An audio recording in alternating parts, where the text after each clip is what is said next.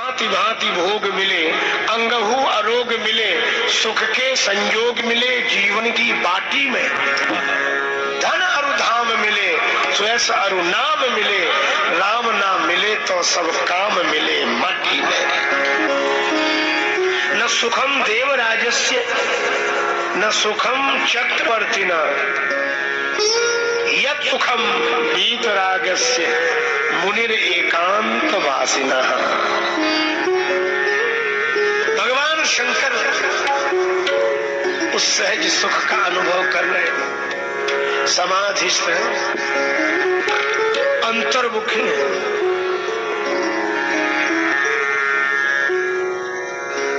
अब एक बात है, तारक असुर भय उतहि काला। तारकासुर ने ब्रह्मा जी से वरदान मांगा था कि शिव जी के पुत्र के द्वारा मेरी मृत्यु हो। कितना चतुर है यह तारकासुर। वह जानता है कि शंकर जी समाधिस्थ है, अंतर्मुखी है, वे विवाह करेंगे नहीं। और विवाह तो बहिर्मुखी वृत्ति वाले व्यक्ति सुख के हेतु करते हैं। शिव जी क्यों करेंगे? न शिव विवाह करेंगे, न पुत्र होगा, न मैं मरूंगा। शिव समाधि बैठे, सब त्यागी। सब त्यागी का अर्थ है सर्वारंभ परित्यागी। सर्वारंभ परित्याग, कोई संकल्प ही नहीं होता, सहज, कोई इच्छा नहीं है। एक संत के चरणों में बैठकर किसी जिज्ञासु ने कहा कि महाराज मेरी एक ही इच्छा है, केवल एक इच्छा है। संत ने कहा बोलो, तो कहा बस एक इच्छा है, शांति मिले, शांति मिले। महात्मा बोले शांति की इच्छा मत करो, इच्छा को शांत करो। शांति की इच्छा मत करो, इच्छा को शांत करो। इच्छा ने ही तो अशांत किया है। चाह पूरी न हो तो दुख, चाह पूरी हो जाए तो थोड़ी देर का सुख, और चाह ही न रहे तो आनंद ही आनंद।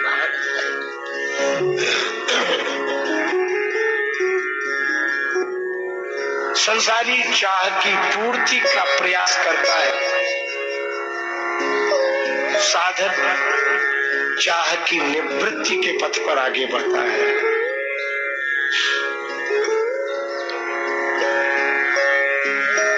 जब कोई चाह नहीं, अच्छा वैसे भी देखो, घर में कौन बैठता है जिसे कोई काम नहीं होता है?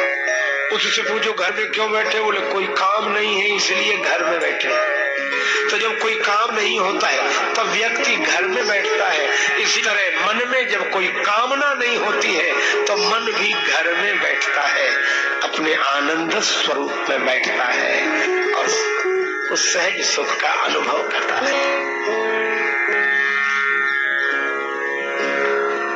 देवराज इंद्र से देवताओं ने प्रार्थना की, असुर के अत्याचार से बचने का उपाय यही है कि शिव जी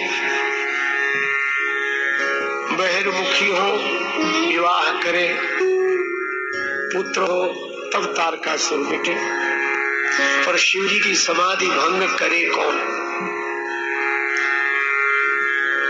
कामदेव को बुलाया। अब कितना अद्भुत संकेत है।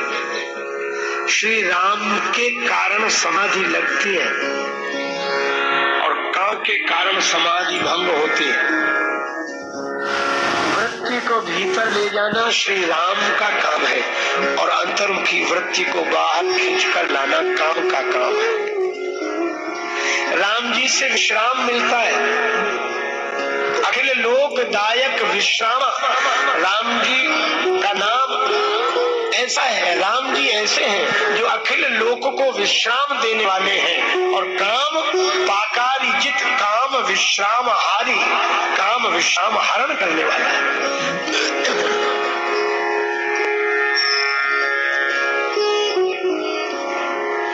इंद्र ने काम को बुलाया, काम ने आकर प्रणाम किया देवराज को और कहा कि कामदेव बोला कि हमें कोई कामदेव कोई काम हो तो बता।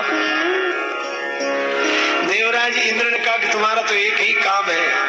कामदेव ने कहा समाधि भंग करना। किसकी करना है बोलो, मैं तुरंत जाऊंगा। देवराज ने कहा भगवान शंकर की समाधि भंग करना। शंकर जी का नाम सुना,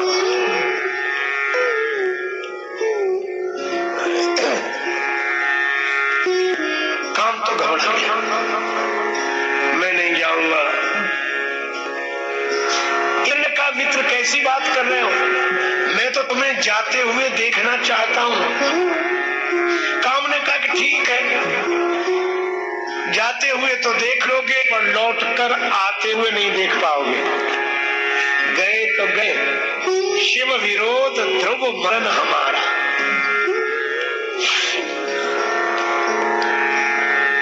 लेकिन कहा कि अगर इतना आग्रह तो जाऊंगा अवश्य। परोपकार करना धर्म है, श्रुति कहे परम धर्म उपकारा। समाधि भंग करने जा रहे हैं, अब कह रहे हैं परोपकार करने जा रहे हैं। चलो लोग ही तो। अच्छा, जब समाधि भंग शंकर जी की करनी थी तो औरों को परेशान करने का क्या कारण है? सारी सृष्टि में उथल पुथल मच गई। धरी न काऊ धीर सबके मन मन से हरे। कुछ लोगों की प्रवृत्ति होती है दिखावे की। काम एक से है, दिखाएंगे दुनिया भर को हमारा प्रभाव देखो। पर शंकर जी को देखा, शिव ही विलोक सशंक उमारू। काम डरा, आम के पत्तों के पीछे छिप गया और बाण चलाया। अच्छा विचार करें, ये आम के पत्तों के पीछे तो छिपा, काम को आक्रमण करना था, सामने आता है आम के पत्तों के पीछे क्यों छिपा? मनो संकेत यह है कि काम जब तक किसी पर आक्रमण करता है तो किसी न किसी की आड़ से ही करता है, किसी न किसी की ओट से करता है। काम जब भी किसी पर चोट करता है तो किसी की ओट से करता है। पर किसकी ओट ली इसने? आम की। और कैसा सुंदर संकेत है कि काम जिसकी आड़ लेता है वह आम ही होता है, कोई खास नहीं होता। काम जिसकी आड़ लेकर आक्रमण करता है वह आम ही है, कोई खास नहीं है। लेकिन काम के कारण आम भी खास लगता है, काम के कारण आम भी खास लगता है। अच्छा, इसके पास 5 बाण है, विषम विशिख, जिनकी संख्या सम न हो। काम को आप कामना के अर्थ में देखें तो कामना 5 तरह से ही आक्रमण करती है। पंच विषय की वासना, शब्द रूप रस गंध और स्पर्श, ये 5, यही तो कामनाएं पैदा करते मन में। कुछ सुनने की इच्छा, कुछ देखने की इच्छा, कुछ सूंघने की इच्छा, कुछ चखने की इच्छा और कुछ छूने की इच्छा। 5 बाण लगा। काम का बाण जिसे लग जाए तो जागा हुआ व्यक्ति भी सो जाता है। खुली हुई आंख भी बंद हो जाती है। पर धन्य है भगवान शंकर, काम का बाण लगा तो छूटी समाधि, शंभु तब जागे। शंकर भगवान जागे। काम का बाण लगने से जो सो जाए वह जीव है, और काम का बाण लगने से जो जाग जाए वो शिव है। शिव जी की समाधि खुली और आंख खुली। आम को देखा, मेरे मन में क्षोभ हुआ तो क्या इस आम की वजह से? इसे तो हमने पहले भी देखा था। आम था करी मानस पूजा, आम की छाया में मन को लीन किए हुए थे श्री राम ने, और चोट कर दी काम ने, मन बाहर आया। पर शिव जी जागे और चारों ओर देखा। इसका अर्थ है कि काम का आक्रमण होने पर अगर कोई जाग जाए, जागरण जीवन में आ जाए, तो मूल समस्या का ही समाधान हो जाता है। सौरभ पल्लव मदन विलोका, भयं कोप कंप्यउ त्रैलोका। तब शिवती शरणयन ओघा। ब्रह्म में कर्ता भाव नहीं है। देखा चितवत काम भयो जरिछारा। देखने से ज्ञान का नेत्र खुल जाए, काम जलकर नष्ट हो जाता है, छार हो गया, राख हो गया।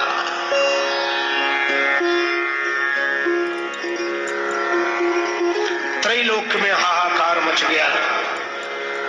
काम पत्नी रति आई, रोई। भगवान शिव ने कहा कि रति तुम्हारा स्वामी रहेगा पर बिना शरीर का। रति बोली मुझे कैसे मिले? तब भगवान शंकर ने श्री कृष्ण कथा कही। जब जदुवंश कृष्ण अवतारा, हो ये हरण महामहि भारा। कृष्ण तनय हो ये पति तोरा, अच्चन अन्यथा हो न मोरा। द्वापर में भगवान श्री कृष्ण का अवतार होगा। श्री कृष्ण के पुत्र के रूप में तुम्हारा पति कामदेव जन्म लेकर आएगा, तब तुम्हें उसकी प्राप्ति होगी। कृष्ण तनय हो ये परितोरा रति, तब तुम्हें अपने पति की प्राप्ति होगी। शिव जी बोले विवाह होगा। राम जी की प्रेरणा है। देवता बहुत प्रसन्न हुए, जल्दी लौटे। जल्दी जल्दी क्यों लौटे?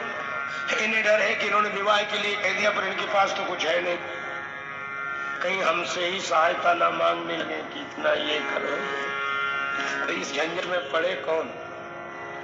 पर शंकर जी तो प्रसन्नानंदम नीलकंठम दयालम। शिव जी के सेवकों ने कहा कि बाबा विवाह की स्वीकृति दे दी? शंकर जी बोले हाँ दे दी। कहा दे तो दी, पर एक बात बताओ, घर में कुछ है? शंकर जी बोले कुछ नहीं है। घर में कुछ है नहीं और आपको चिंता भी नहीं है? शंकर जी बोले इसीलिए तो चिंता नहीं है, कुछ हो तब तो चिंता हो, कुछ है ही नहीं तो चिंता किसकी? जिनके पास कुछ होता है उन्हीं के मन में कुछ कुछ होता है, कुछ है ही नहीं तो चिंता का है। और भगवान शिव बोले घर में कुछ नहीं है, ये चिंता तो वे करें जिनके घर हो, यहाँ तो घर ही नहीं है।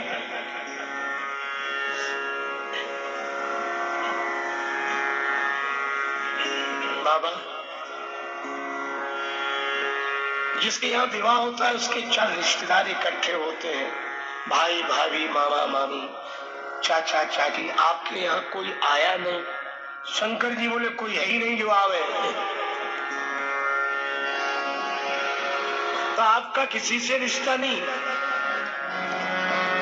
शंकर जी बोले रिश्ता तो है, नाता एक राम जी से दूजा नाता तोड़ दे, नाता एक राम जी से दूजा नाता तोड़ दे, आशा एक राम जी की, दूरी आशा छोड़ दे। आशा एक राम जी की, दूरी आशा छोड़ दे। शिव जी बोले मांगे क्या? का और अधिक नहीं तो एक स्वर्ण मुकुट मांग ले, रत्न जटित स्वर्ण मुकुट मांग ले। दूल्हे के सिर पर स्वर्ण मुकुट हो, चमचम चमचम चमकेगा। बाकी तो किसी तरह काम चला लिया जाएगा, लेकिन एक ऐसा तो हो पता लगे कि यह दूल्हा है। भगवान शंकर बोले कि ये स्वर्ण मुकुट भगवान से मांगना ठीक नहीं है। क्यों? स्वर्ण मुकुट मिल जाए तो धारण करना ठीक नहीं। क्यों? शंकर भगवान बोले ये सोने का मुकुट जिसके सिर पर आता है उसके मन में अभिमान होता है कि मुझे मिला, देखो, और दूसरों के मन में ईर्ष्या होती है कि इसे मिल गया हमें नहीं मिला। तो जो मुकुट धारण करता है, जिसे मुकुट मिलता है, उसके मन में अभिमान होता है, और जिसे नहीं मिल पाता उसके मन में ईर्ष्या होती है। शंकर भगवान बोले ऐसा श्रृंगार किस काम का जो अपने मन में अभिमान पैदा करे और दूसरे के मन में ईर्ष्या का मुकुट। शंकर भगवान बोले हमारे लिए तो जटा मुकुट अच्छा है। कहा क्यों? इसे देखकर किसी के मन में ईर्ष्या नहीं होती। जिसे ईर्ष्या होती है उसको अपनी बढ़ा ले, क्या हर्ज है? यह तो मौका भगवान ने सबको दिया है। जटा मुकुट, और कितना बढ़िया संकेत है, संतों का श्रृंगार है जटा मुकुट। विपुल मात्रा में केशों का जन्म सिर से और विचारों का भी जन्म सिर से। बाल भी बिखरे रहते हैं, विचार भी बिखरे रहते हैं। तो बिखरे हुए बालों को समेटकर जटा बना लेना, यह तो स्वरूप है ही, श्रृंगार है संत का।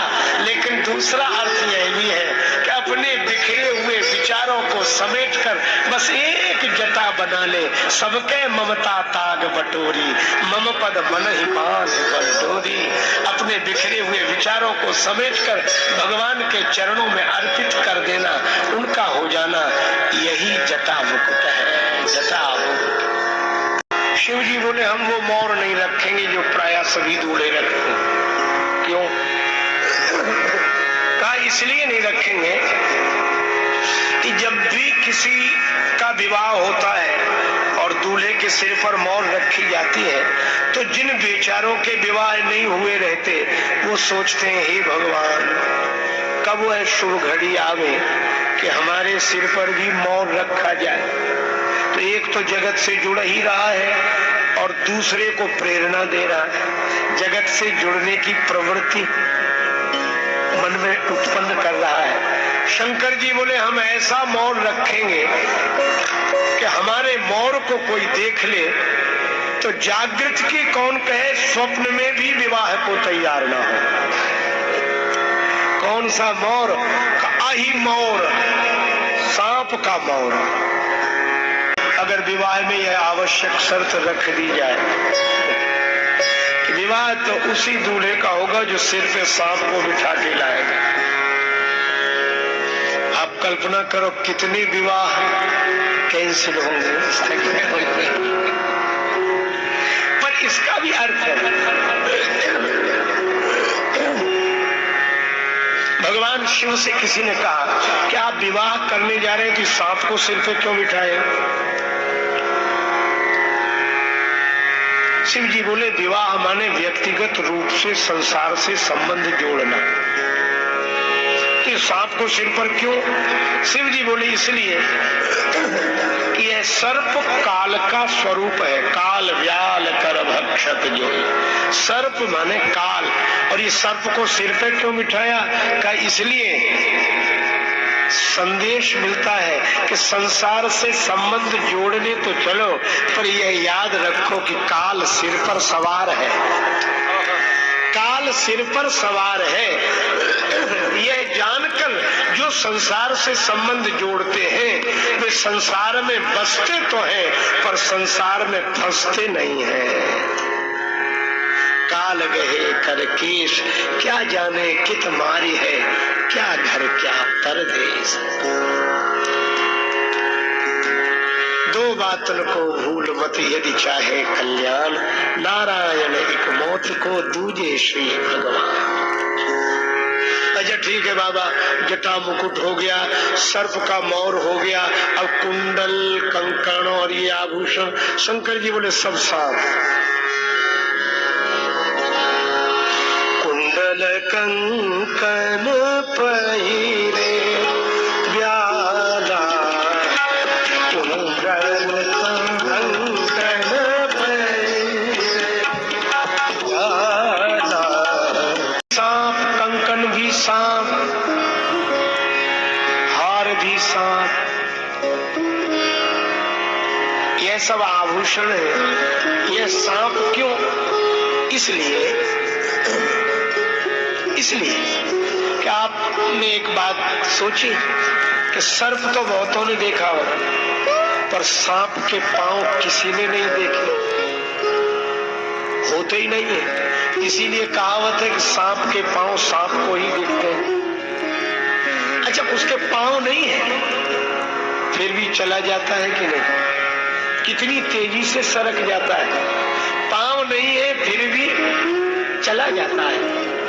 तो मानो शंकर भगवान ये संकेत करते हैं कि जैसे सांप के पांव नहीं है पर फिर भी वह एक जगह नहीं ठहरता, इसी तरह यह आभूषण ये संपत्ति का स्वरूप है। इसके भी पांव नहीं होते पर फिर भी यह एक जगह रहती नहीं है।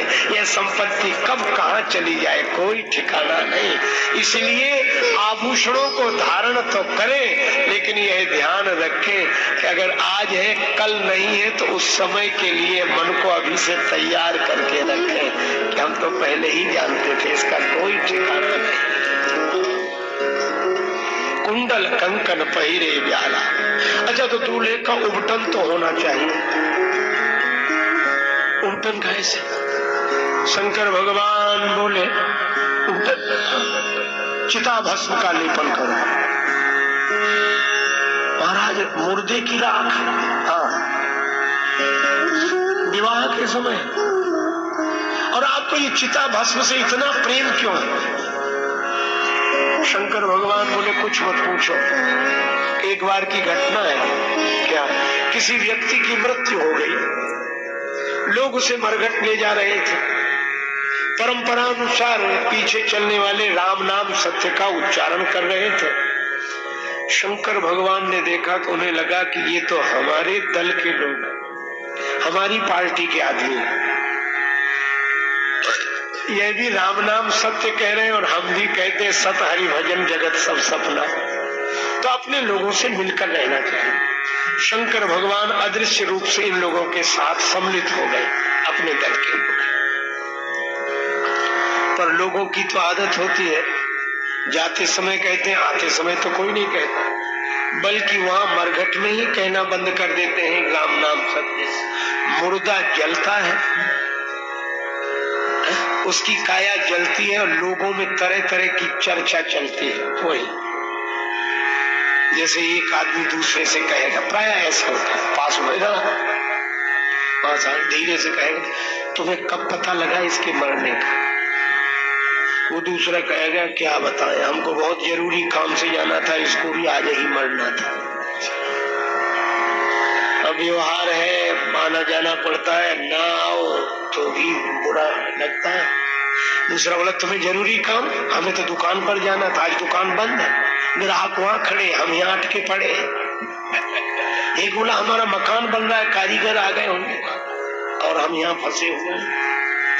एक बोला कि हमें तो बिजली का बिल जमा करने जाना था, आज तारीख थी, अगली बार पेनाल्टी लगेगी, ये देने आएगा क्या? पर एक आदमी ने तो हद कर दी, वह बोला कि मैं तो नौकरी करने वाला आदमी, इसको मरना था तो संडे को नहीं मर सकता था, कहाँ मंडे को मर गया बेदर्दी, हमारी तो एक दिन की छुट्टी थी, उसकी भी छुट्टी कर दी। ऐसी चर्चाएं लोग करें, कोई कहे मकान, कोई दुकान, कोई दफ्तर, कोई। शंकर भगवान को लगा कि ये तो सबके सब दल बदलू है। इधर से कुछ कह रहे थे, उधर से कुछ। शिव जी बोले बेकार है, ऐसे लोगों की अपेक्षा तो जो इधर से कुछ हो और उधर से कुछ हो, इनसे तो वो मुर्दा अच्छा था जिसके कारण श्री राम नाम का प्रचार हुआ। शंकर भगवान बोले मैं इसी से मिलूंगा।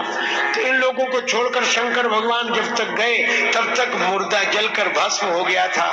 शिव जी ने कहा कोई बात नहीं, तुम्हारे कारण श्री राम नाम का प्रचार हुआ है, इसलिए आज से तुम्हारे शरीर की राख ही मैं अपने शरीर पर लगा।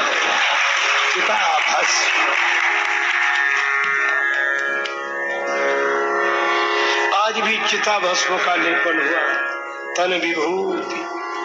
अच्छा महाराज, वस्त्र शंकर भगवान बोले बागंबर लपेटो। अब व्याघ्र चर्म लपेट दिया गया। लपेट तो दिया, पर उसको पकड़कर कौन रखे? क्योंकि शंकर भगवान तो कर त्रिशूल और डमरू विराजा, एक में त्रिशूल एक में डमरू। अब बागंबर कौन पकड़े? तो एक बड़ा सा सांप लपेट दिया गया। और इसका आशय यह है कि सर्प तो काल का रूप है, और काल माने समय। ये समय से बंधा हुआ है, ये समय समय की बात है। किसी समय यह गरजता था और आज कुछ नहीं कर पा रहा है। समय के बंधन में समय, समय समय पर होते हैं समय समय की बात। किसी समय का दिन बड़ा, किसी समय की रात। किसी भक्त कवि ने यह कहा, तो एक संत बैठे थे, उन्होंने अपनी ओर से एक बात कही, समय समय पर होते हैं समय समय की बात। राम जन्म का दिन बड़ा, कृष्ण जन्म की रात। चलो बागंबर तन विभूति पटके हरी छाला। अच्छा बाबा सवारी चले चले जिन बिचारों के पास साइकिल होती है वो भी विवाह में 2 दिन के लिए किसी की कार मांग लेते हैं। शंकर भगवान से कहा कि आप तो सोचे बैल पर। शंकर भगवान बोले कि जो मांग कर वर बनते हैं वे 2 दिन बाद बराबर हो जाते हैं। जो मांग कर वर बनते हैं वे 2 दिन बाद बराबर हो जाते हैं, और हम तो बराबर वर रहना चाहते हैं। अच्छा सो तो ठीक है। शंकर जी बोले फिर यह भी तो है कि नंदी भी बेचारा क्या सोचेगा कि वाह भोले बाबा, रोज के लिए हम थे, मौके पर हम ही बदल दिए गए। जो नित्य काम आवे, विशेष अवसर पर उसका विस्मरण नहीं करना चाहिए, यह शंकर भगवान का संदेश। अच्छा सो तो ठीक है, पर एक संत कह रहे थे कि भगवान शंकर वृषभ पर आरूढ़ हुए तो भी सीधे नहीं बैठे, उल्टे बैठे। जिधर बैल का मुख था उधर पीठ की, जिधर पूंछ थी उधर मुख किया। और मनोध्वन्यात्मक संकेत है, वर बौरा बसा असवारा। पगला गया है वर, बैल पर भी बैठने नहीं आया, उल्टा। अच्छा तो उल्टे क्यों बैठे? महाराज बड़ी दूर यात्रा करनी है, कैसे पहुंचोगे? आप तो बैल पर उल्टे बैठे। शंकर भगवान बोले हम चाहे जैसे बैठे, चलना तो बैल को है, वह तो सीधा चलेगा। हमारे बैठने से क्या अंतर पड़ता है, वह तो सीधा चलेगा। लेकिन आप वृषभ पर बैठकर क्यों जा रहे हैं? श्रीमद् भागवत के महात्मा के अनुसार यह वृषभ धर्म का स्वरूप है, और भगवान शिव वृषभ पर आरूढ़ होकर विवाह के लिए जा रहे हैं। और मानो संकेत करते हैं कि संसार से संबंध जोड़ने चलो तो धर्म पर आरूढ़ होकर ही चलना चाहिए, धर्म का त्याग न करें, धर्म को आधार बनाकर ही यात्रा आगे करें, तभी संसार के संबंध जीवन में सुख की सृष्टि करने वाले होते हैं। अच्छा तो धर्म आपका रूप है वृषभ, इसलिए आप वृषभारूढ़ है, किंतु ये उलटकर क्यों बैठे हैं? शंकर भगवान बोले इसलिए कि धर्म से जुड़ने के बाद भी अगर उलटकर नहीं बैठे तो धर्म से जुड़ने का मतलब ही क्या हुआ? धर्म से जुड़ने के बाद तो जीवन उलटना चाहिए, जैसा पहले था और धर्म पर आरूढ़ होने के बाद, धर्म से जुड़ने के बाद वैसे ही बने रहे, तो धर्म से जुड़ने का अर्थ ही क्या है? धर्म से जुड़ने के बाद जीवन बदलना चाहिए। भगवान शंकर जैसे परम वैष्णव, परम भागवत, उन्होंने कहा कि देखो बारातियों में भगवान नारायण भी आ रहे हैं और मैं हूं दूल्हा, मुझे आगे आगे चलाया जा रहा है और भगवान विष्णु पीछे पीछे आ रहे हैं। अगर मैं सीधा बैठ जाऊं तो भगवान की ओर से पीठ हो जाएगी, और भगवान की ओर से पीठ करके बैठना यह वैष्णव का कर्तव्य है। जगत की ओर से भले ही पीठ हो जाए पर दृष्टि में भगवान रहे। अच्छा सो तो ठीक है, लेकिन संबंध तो जगत से ही जोड़ने जा रहे हो। शिव जी ने कहा कि जगत से संबंध जोड़ने चलो पर दृष्टि में भगवान को रखो, तभी जीव का मंगल होगा। समस्त जगत